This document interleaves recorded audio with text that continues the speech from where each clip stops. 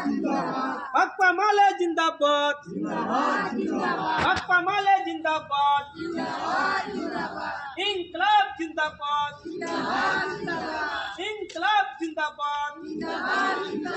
मनरेगा को पुनः बहाल करो, मनरेगा को पुनः बहाल करो।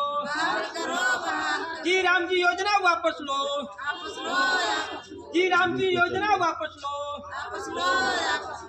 मनरेगा में 200 दिन 600 रुपया मजदूरी तय करो। इंकलाब जिंदाबाद, गुलामी के दस्तावेज 4 श्रम संहिता वापस लो, गुलामी के दस्तावेज 4 श्रम संहिता वापस लो। मजदूर विरोधी 4 श्रम संहिता वापस लो। साथियों, आज आप लोग धरना में आए, आज सबको पार्टी की तरफ से क्रांतिकारी इकबाल जयंती लाल सलाम करते हैं।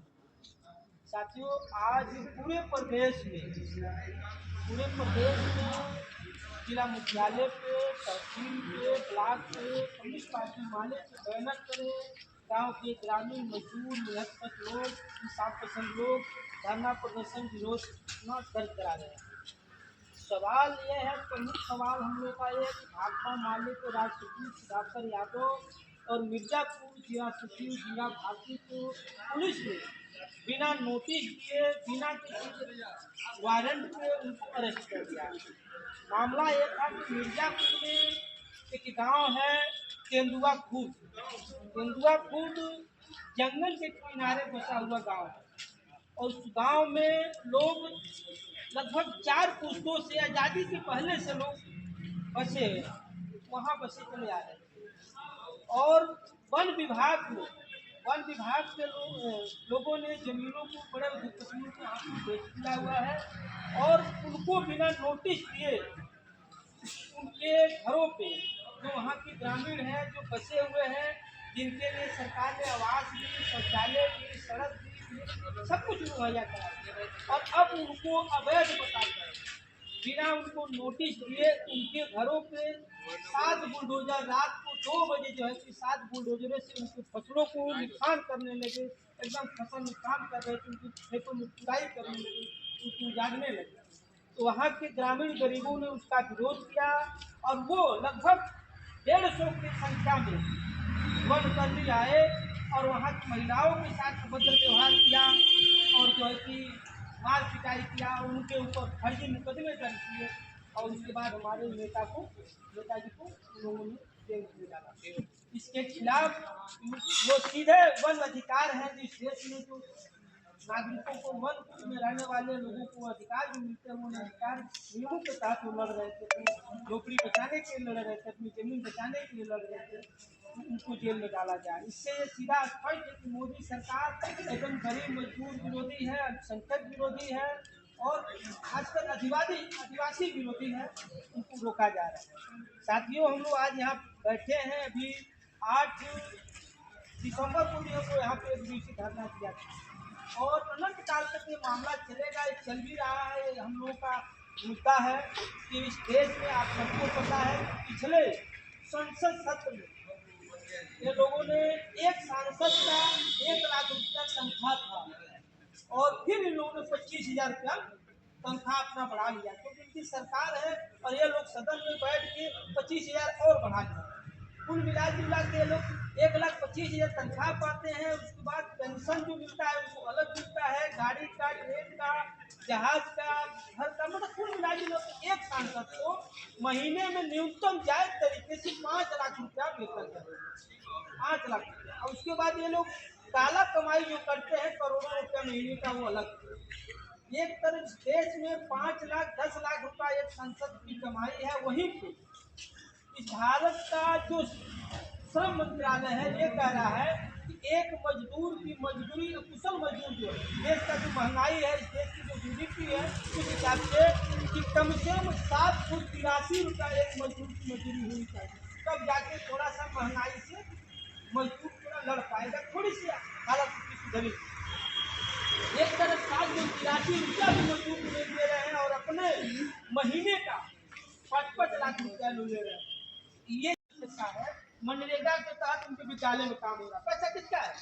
हमारा और आपका है। वो अलग बात है कि हम लोग महज 4 लोग हैं, 10 लोग, 20-25 लोग इस बात में मेंशन कर रहे हैं, इसके विचार कर रहे हैं, हम लोग धरना दे रहे हैं। लेकिन आने वाले समय में जब आप लोग इस बात को समझेंगे, इस बात से विचार करेंगे, तो ये कारवां बढ़ेगा, क्योंकि ये लड़ाई आपकी अपनी है। आप जब तक नहीं लड़िएगा, जब तक जागरूक नहीं होइएगा, तब तक ये लोग आपकी गाड़ी कमाई को यूं ही लूटेंगे और आपको फिर मजदूर बनाए रहेंगे और आपको मजदूर करके आपको अपमानित करेंगे। इसीलिए हम लोग आज यहाँ आए हुए हैं। अब मांग हम लोग का है कि अभी जो इस देश में मनरेगा जो कानून था, मनरेगा कानून था, योजना नहीं। सन 2005 में कांग्रेस की शासनकाल में बड़े लड़ने भिड़ने के बाद पूरे देश में कम्युनिस्ट पार्टियों ने लड़ा। जो भी भारत की जितनी भी कम्युनिस्ट पार्टियां हैं लड़ी, बड़े लड़ने के बाद यह कानून बना था मनरेगा। तो मनरेगा को इस समय भाजपा की सरकार खत्म करके जी राम जी योजना ला रही है। योजना और कानून में अंतर है। कानून में आपको इतना अधिकार था कि आप बकायदा, जैसे आज हम लोगों ने काम मांग रहे हैं, काम मांग के आप सिग्नेचर करके वीडियो है, जो भी जो आला अधिकारी है जो आपसे संबंधित है, उनको लिखित दे सकते हैं कि आप हमको इतने दिनों के अंदर काम दीजिए। अगर काम नहीं देंगे तो हमको बेरोजगारी भत्ता दीजिए। ये आपका अधिकार है। हालांकि इस अधिकार को भी ये लोग आम जनता तक बता नहीं बताए और जो है कि उल्टे इस कानून को खत्म करके योजना ला दी। और इस योजना में ये भी है कि पहले तो काम मांगने का नियम था, अब इसमें किस समय काम नहीं दिया जाएगा इसका सीधा नियम लाए लोग कि जो फसल का जो समय है उसमें काम नहीं देंगे लोग। कृषि के समय मजदूर आदमी को हमेशा काम चाहिए, तभी उसकी रोजी रोटी चलेगा। तो इस सवाल पे हम लोग आए हैं। और दूसरा है जो इस देश में मजदूरों के पक्ष में जो 4 श्रम कानून, जो 29 श्रम कानून थे, पहले ये था कि आप किसी फैक्ट्री में काम कर रहे हैं, किसी भी सेवादार के, किसी भी जमींदार, किसी भी बड़े लोगों के पास काम कर रहे हैं, फैक्ट्रियों में काम कर रहे हैं, तो आपको संगठित होकर ग्रुप बनाने का, संगठन बनाने का अधिकार था।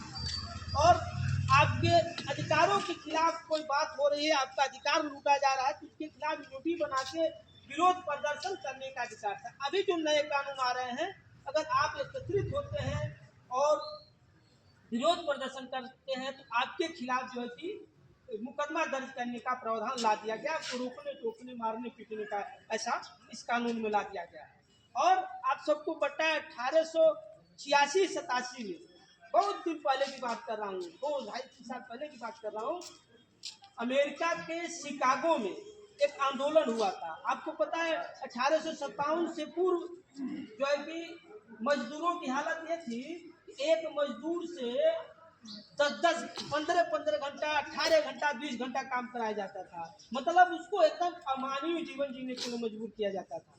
तो पूरी दुनिया में एक आंदोलन हुआ। अमेरिका, जो मैं बता रहा हूँ, अमेरिका के शिकागो में आंदोलन हुआ और उस आंदोलन में 7 मजदूर मारे गए थे।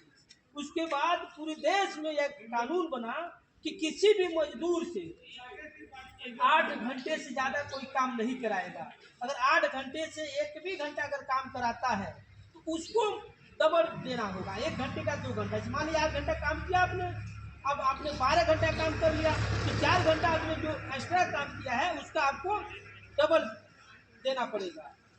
ये कानून था। लेकिन अभी जो मोदी जी की सरकार आई है, आप सबको 12 घंटा काम करना होगा, तब एक कार्य दिवस माना जाएगा।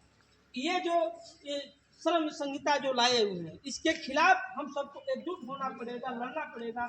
इन्हीं सवालों को लेके हम लोग आए हैं। और बिजली का जो सवाल है, आप सबको पता है, इस देश के तमाम प्रदेशों में, केरल में, आंध्रा में, आपका कर्नाटका में, झारखंड में, अभी बिहार में, दिल्ली में, पंजाब में, हरियाणा में 200 यूनिट बिजली फ्री हो गई है।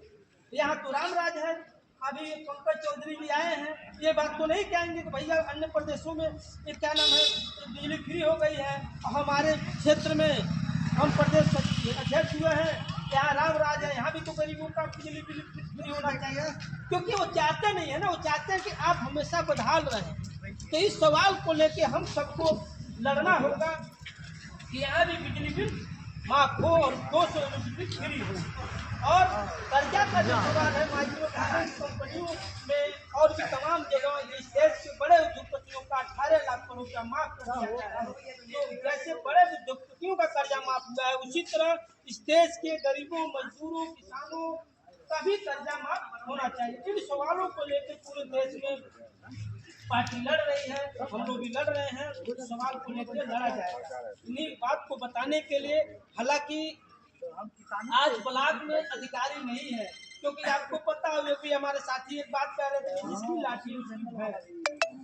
ये जो जितने भी अधिकारी कर्मचारी हैं, जनता के नौकर हैं, हमारा और आपका नौकर है, क्योंकि इनके घर का जो चूल्हा जलता है, हमारे और आपके गाड़ी कमाई का पैसा इस देश के खजाने में जाता है, उस पैसे से उनका घर चलता है। तो नौकर हमारे हुए, लेकिन ये यहाँ के नेताओं के नौकर बने पड़े हैं। जैसे मानिए पंकज चौधरी हैं, जब विधायक हैं, ये जनता के नौकर हैं।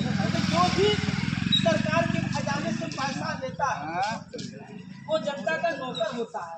आज उनके खिदमत में यहाँ के टोटल अधिकारी कर्मचारी जाके उनके खिदमत में आया, जनता आई हुई है। हालांकि हम लोग बाकायदा नोटिस देकर आए हुए हैं। हम लोगों का काम नहीं हो रहा, बड़े नेताओं के चक्कर में लगातार पड़े। इस सवाल को, इस साजिश को आप सबको समझना होगा और गोलबंद होना होगा, तब जाके जो इनके खिलाफ लड़ना होगा। नहीं आने वाले समय में सन 2027 में बिहार में जो हुआ वही हाल यूपी में भी होने वाला है। इस बात को बताने आए हैं हम लोग। इन्हीं बातों के साथ में अपनी बात समाप्त करता हूं। कम समय में बात करना है और अपना ज्ञापन देके हम लोग समाप्त करेंगे।